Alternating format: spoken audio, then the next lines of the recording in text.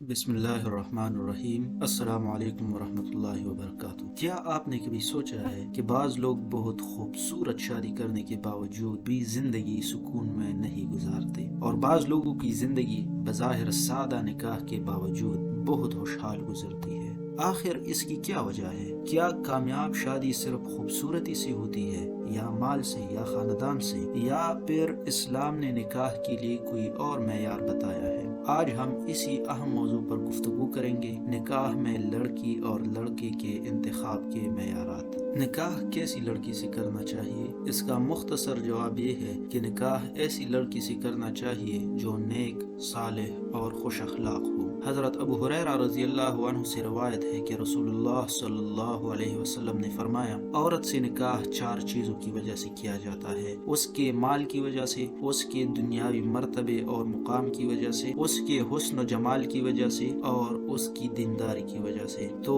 دیندار عورت سے نکاح کر کے کامیابی حاصل کرے۔ اس حدیث میں رسول اللہ صلی اللہ علیہ وسلم نے لوگوں کے 4 عمومی رویے بتائے ہیں کہ عام طور سے ان 4 چیزوں میں سے کسی چیز کو دیکھ کر نکاح کا فیصلہ کیا جاتا ہے۔ 1، مالداری، اس لیے کہ مالدار بیوی سے امید ہوتی ہے کہ یہ شوہر پر خرچ کرے گی اور شوہر مزے کرے گا۔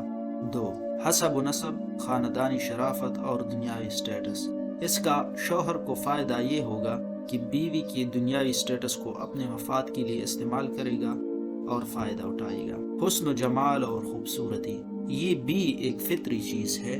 ہر مرد کو خوبصورت عورت اچھی لگتی ہے، خاص کر جب اپنی بیوی ہو۔ دینداری اور خوش اخلاقی ہو تو انسان کی زندگی بہت سکون سے اور خوشحال گزرتی ہے۔ لڑکی کی دینداری اور اخلاق کو معیار بنائیے۔ اگر عورت خوبصورت ہو لیکن بد اخلاق ہو، مالدار ہو لیکن بد اخلاق ہو، یا اس کا دنیاوی سٹیٹس تو بہت ہائی فائی ہو لیکن اخلاقی سٹیٹس بہت ڈاؤن ہو، تو ایسی بیوی کے ساتھ زندگی کیسے گزاریں گے؟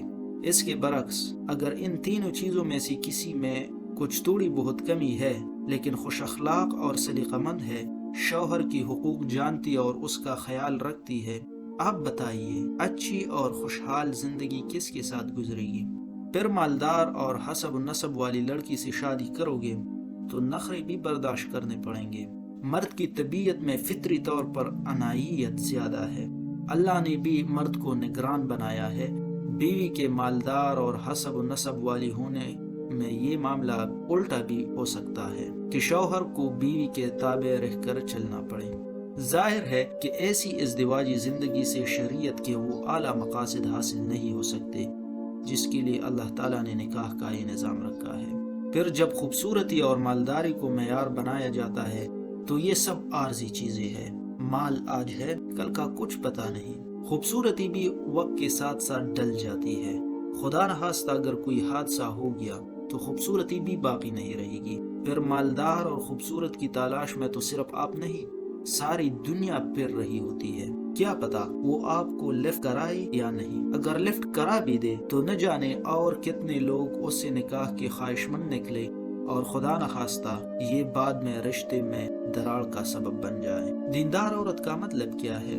یہاں یہ بات سمجھنا بہت ضروری ہے کہ نکاح کے موقع پر دینداری کی جب بات کی جاتی ہے تو اس کا یہ مطلب نہیں ہوتا کہ تہجد پڑھنے والی ہو، ہر وقت نفل روزے رکھنے والی ہو، بہت زیادہ ذکر و اذکار کرنے والی ہو۔ یہ سب چیزیں ہو تو سبحان اللہ، بہت اچھی بات ہے، لیکن نکاح کرتے وقت شریعت لڑکی کی جن عادتوں کو دینداری سمجھتی ہے وہ بہت سادہ الفاظ میں یہ ہے کہ حقوق اللہ اور حقوق العباد کا خیال رکھنے والی ہو۔ ایسی عورت جو شوہر کو خوش رکھنے کو اپنا فریضہ سمجھتی ہو، اس عورت میں تواضع بھی ہوتی ہے، وہ گھر کو بھی بہت عمدہ انداز میں چلاتی ہے۔ ایک خوشحال زندگی کے لیے ایسی بیوی کا ہونا ضروری ہے، ورنہ زندگی عذاب بن جاتی ہے۔